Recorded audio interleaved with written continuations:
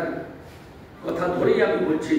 এখানে অনেক সুধীজন এবং দিদিরা আছেন, অধ্যাপক, যারা শ্যামাপ্রসাদের কথা অনেক অনেক বেশি বলতে পারেন, পড়েছেন, জানেন। তো আমিও আর যিশুদার মতন বা পাপিয়াদের মতন ছোটবেলা থেকেই একটা কথা শুনে আসছি। যিশুদা বলছেন আমি তো বড় বয়সে শুনলাম, কিন্তু পাপিয়াদি বলেন আমার বাড়িতে শ্যামাপ্রসাদ। কিন্তু আমি ছোটবেলায় একটা কথা শুনেছিলাম, কাশ্মীর কিসকা। আমরা কি বলতাম? কাশ্মীর কিসকা। ছোটবেলায় যারা বলেছেন তারা এবার বলুন কাশ্মীর কিসকা। যারা যারা এটা বলেছেন ছোটবেলায় তারা এখানে অনেকেই বসে আছে। ছোটবেলায় কাশ্মীর কিসকা আমরা খেলতে খেলতে আমরা ওটা শিখলাম।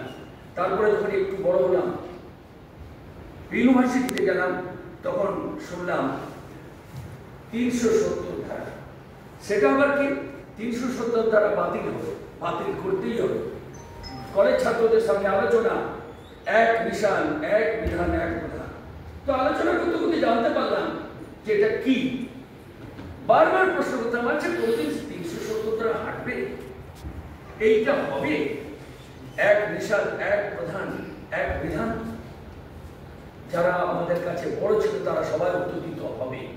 আমি যখন বড় হয়ে গেলাম, আমি যখন সারা ভারতে 10 বছর ধরে উত্তর করলাম, লোকেরা অনেকেই আমাকে প্রশ্ন করেছে, কিন্তু আমরা কি দেখলাম?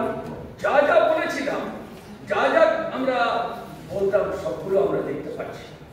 সেটা কাশ্মীর ভারতের একটি অংশ। Kashmir is the parcel of our India. এটা শুধু কথার কথা নয়, আমাদের ভূস্বর্গ কাশ্যপ ঋষির নাম থেকে কাশ্মীর। তো কাশ্মীর শুধু নয়, শ্যামাপ্রসাদকে ভোলানো, কাশ্মীরকে ভোলানো, বাংলা কাশ্মীর হবে, এটা চলছে চর্চা। সেই জন্য আজকের শ্যামাপ্রসাদ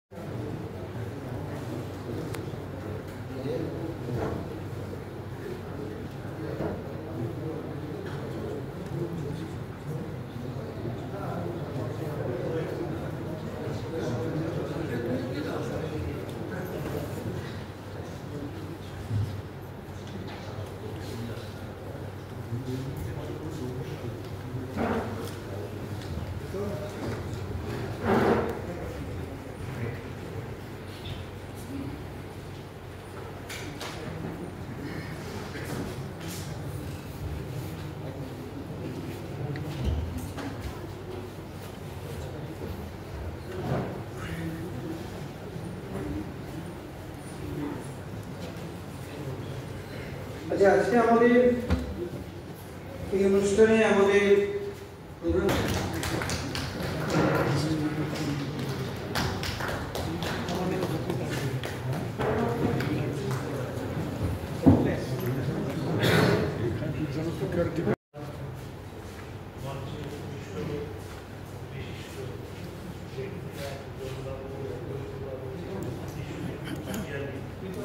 সবাইকে আমার নমস্কার এবং আপনাদের জন্য নমস্কার।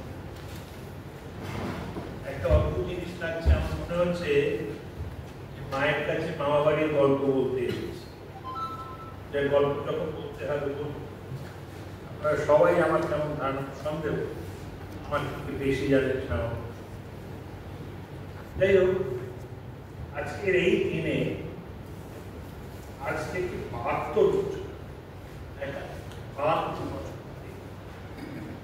1953 সালে ডক্টর শ্যামাপ্রসাদ মুখার্জি কাশ্মীরের শ্রীনগরে নিশাদ বাগের কাছে, যারা গেছেন শ্রীনগরের ডাল লেকের পাশে নিশাদ বাগ, সুন্দর বাগ, গোলাপের বাগ, অনেকগুলো সিঁড়ি আছে। কারাগারে বন্দী অবস্থায় এইখানে কারাগারে বন্দী অবস্থায় আত্মবলিদান কেন বলা হচ্ছে? সেই সময় জম্মু কাশ্মীরের সংবিধানে 370 নম্বর ধারা অনুযায়ী দেশের অন্য কোনো প্রদেশের লোক যেতে গেলে একটা অনুমতি, শাহবাবু সেই অনুমতি নেন, উনি যাচ্ছেন। উনি সেই অনুমতি ছাড়াই 8ই মে 1953 সালে সকাল 6:30টায় দিল্লি থেকে কাশ্মীরের দিকে রেল মাধ্যমে রওনা। তার দেখা করতে গিয়েছিলেন একজনের নাম দেখলাম অটল বিহারী বাজপেয়ী। অটলজিকে আমি চিনতাম, আমি ভাবছিলাম দৃশ্যটা যে শাহবাবু যাচ্ছেন। অটল বিহারী বাজপেয়ী তখন যুবক।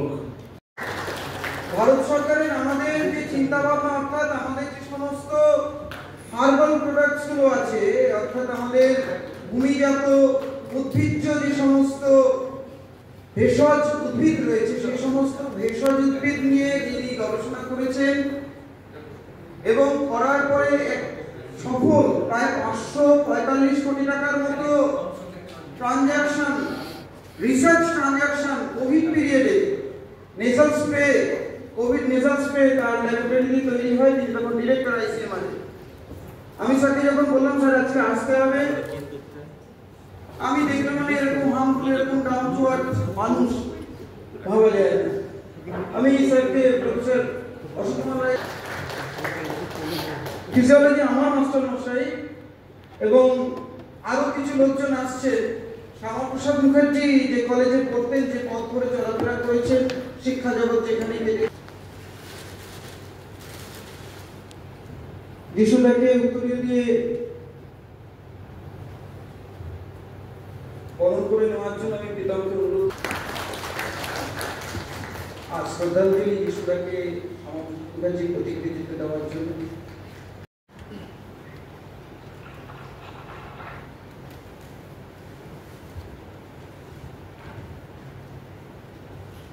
অধ্যাপক অশোকবাবুর অত্যন্ত তথ্য নির্ভর এবং সমৃদ্ধ বক্তব্যে আমরা মুগ্ধ হয়েছি। মঞ্চে উপবিষ্ট অধ্যাপক পূজন সেন, শ্রদ্ধেয় অদ্বৈত চরণ দত্ত,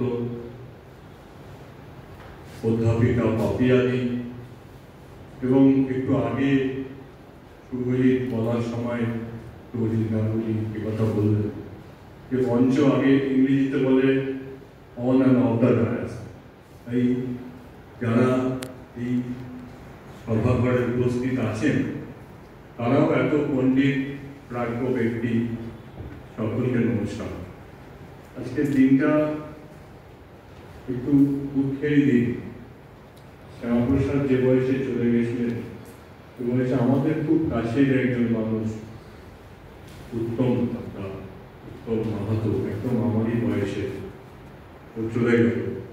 অত্যন্ত কর্মঠ, খুব বুদ্ধিমান এবং বনবাসী তপশিলি উপজাতিভুক্ত মানুষের সেবায় বহুদিন কাজ করছে, বহুদিন, এবং অত্যন্ত সাফল্যের সঙ্গে করেছে। এবং তাদের যে একটা উন্নতির ধারাবাহিক স্রোতের মধ্যে নিয়ে আসা, তার জন্য প্রত্যেকের সহযোগিতা দরকার।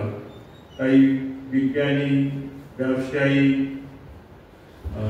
শিল্পপতি, প্রথমে সিনেট, তারপর সিন্ডিকেট মেম্বার হওয়ার পর 1924 সালে এবং 1927 সালে বিলেত থেকে ফেরত চলে আসার পর কলকাতা বিশ্ববিদ্যালয়ে এই বিবদমান দুই গোষ্ঠী একমাত্র একটা ছাতার তলায় একত্রিত হয়েছিল এবং তার নাম ডক্টর শ্যামাপ্রসাদ মুখোপাধ্যায়। কলকাতা বিশ্ববিদ্যালয়ে ভুল প্রশ্ন করার প্রমাণ সমেত অধ্যাপককে বরখাস্ত করা ম্যাথমেটিক্স ডিপার্টমেন্টে নিদর্শন এক এবং একমাত্র শ্যামাপ্রসাদ মুখোপাধ্যায়ের আছে, অন্য কারণ নেই। আমরা যে সমস্ত ওই তথাকথিত ওই সাপ্লিমেন্টারি পরীক্ষা চালু হয়েছে, সেই সাপ্লিমেন্টারি পরীক্ষা চালু করার মূল উদ্যোক্তা শ্যামাপ্রসাদ মুখোপাধ্যায়, কারণ একটা পেপারে ফেল করার জন্য 1 বছর নষ্ট, এটা উনি চাননি।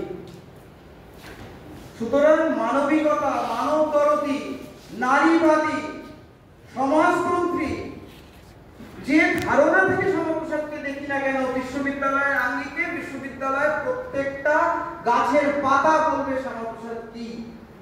আজকে কোলে মার্কেট থেকে শুরু করে কলকাতা বিশ্ববিদ্যালয় যে এত সম্পত্তি শ্যামাপ্রসাদ মুখোপাধ্যায়ের জন্য।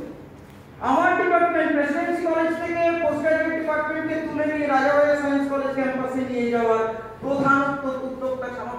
মুখার্জি এবং শ্যামাপ্রসাদ মুখার্জি দাঁড়িয়ে থেকে কলকাতা বিশ্ববিদ্যালয়ে যে 40টি কাজ করেছিলেন তার মধ্যে একটি ডিপার্টমেন্টকে নিজে প্রতিষ্ঠা করেছিলেন, সেই ডিপার্টমেন্টের নাম ফিজিওলজি।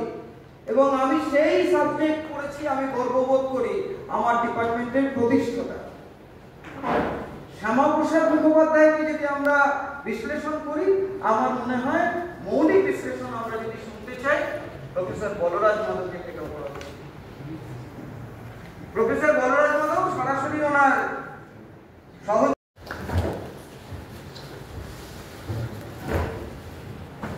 আমাদের